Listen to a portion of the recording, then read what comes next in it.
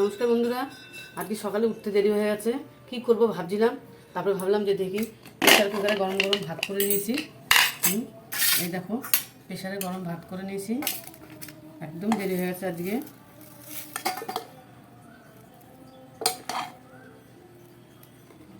ওগুলো দেখো বেশ ঝরঝরে হয়েছে প্রেশারের ভাত। আর এখানে করেছি কচুর শাক। এই দেখো কচুর শাক করেছি টক ছোলা দিয়ে টক দিয়ে। সকালে কচুর শাক করলাম, আলু সেদ্ধ দিয়েছিলাম, কিন্তু আলু মাখবো না, এখন কচুর শাক দিয়ে খাবো সকালে সবাই, মেয়ে ছেলে আমি। এই দেখো কচুর শাকটা করেছি, দেখতে কি ভালো লাগছে। টক দিয়ে ছোলা দিয়ে করেছি।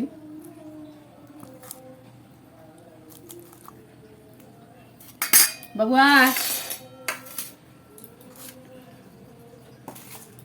দেখো বন্ধুরা, গরম ভাত কচুর শাক করেছি সকালবেলা। আজকে একটু দেরি হয়ে গেছে, সকাল তো এখন নেই, 12টা বেজে গেছে। তাই কচুর শাক দিয়ে গরম ভাত খাচ্ছি। দেখো খুব দারুণ লাগছে, টক দিয়ে আর ছোলা দিয়ে করেছি।